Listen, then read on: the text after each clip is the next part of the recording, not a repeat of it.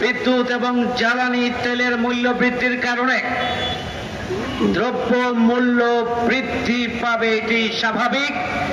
এবং ঘোষণার সাথে সাথে ইতিমধ্যে দ্রব্য মূল্যের ঊর্ধ্বগতি আমরা লক্ষ্য করেছি।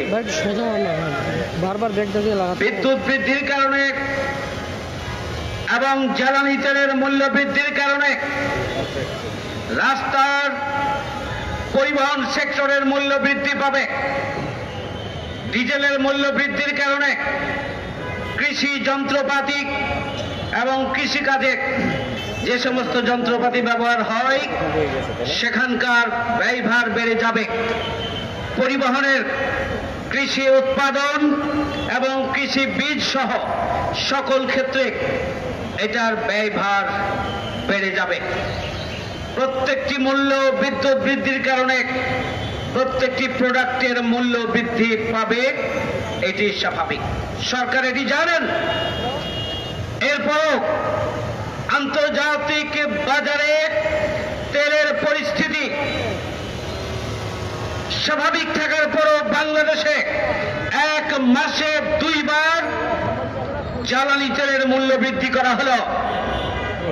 এক মাসে 2 বার বিদ্যুতের মূল্য বৃদ্ধি করা হলো। এবারের মূল্য বৃদ্ধি অস্বাভাবিক।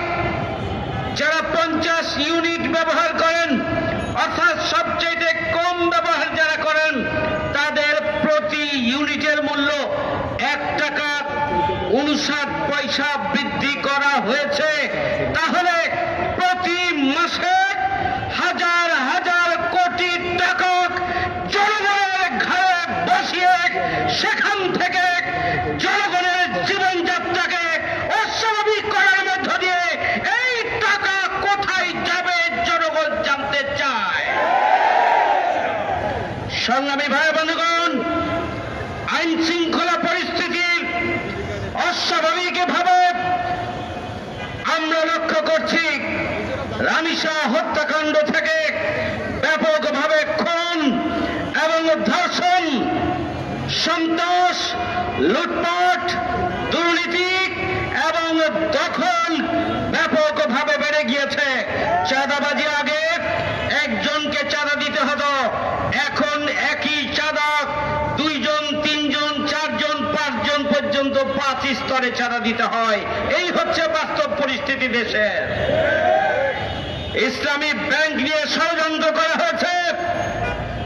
এসবের দোষর, এসবের সুবিধাভোগী আমি ফ্যাসিস্ট তপশক্তির ওই দোষরকে ইসলামী ব্যাংকের আবারও চেয়ারম্যান হিসাবে নিয়োগ দেওয়া হয়েছে। অবৈধ নিয়োগ আমরা মানি না। এই অবৈধ নিয়োগকে আমরা বাস্তবায়ন হতে দেব না। বাংলাদেশের গ্রাহক সমাজ ওই বেআইনিভাবে নিয়োগকৃত চেয়ারম্যানকে কোনোভাবেই ইসলামী ব্যাংকে ঢুকতে দেবে না। সংগ্রামী ভাই বন্ধুগণ, এমডিকে অপসারণ করা হয়েছে।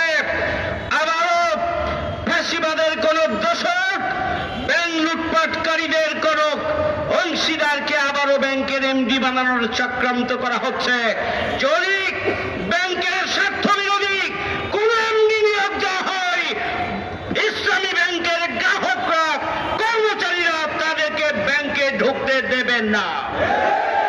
সংগ্রামী ভাই বন্ধুগণ, আপনারা যে ঈদ গেল, সেই কোরবানি ঈদে হাজার হাজার কোটি টাকার চামড়া পানিতে ফেলে দেওয়া হয়েছে, পচে গিয়েছে। কোন কারণে এই অবস্থা তৈরি হল? সরকারের কোনো বক্তব্য নেই। অব্যবস্থাপনার কারণে আর সিন্ডিকেটের কারণে, দুর্নীতির কারণে হাজার হাজার কোটি টাকার চামড়ার ব্যবসা আজকে ধ্বংসের মুখে ঠেলে দিয়েছে এই সরকার। আমরা তার তীব্র নিন্দা এবং প্রতিবাদ জানাই। প্রধান অতিথি বক্তব্য রাখবেন। কথা পরিষ্কার, একে একে গণবিরোধী সিদ্ধান্ত, গণবিরোধী বক্তব্য, গণবিরোধী পদক্ষেপ এদেশের জনগণ মেনে নেবে না। ইসলামী ব্যাংকের গ্রাহকের উপরে যে মতিঝিলের ডিসির নেতৃত্বে স্বরাষ্ট্র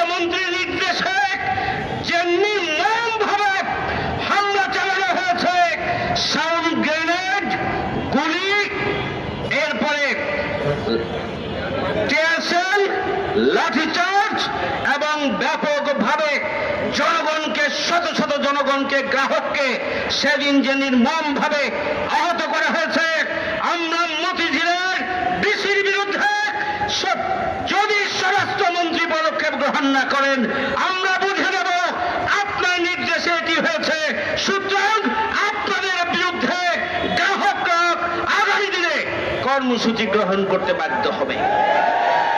সংগ্রামী ভাই বন্ধুগণ, এ পর্যায়ে প্রধান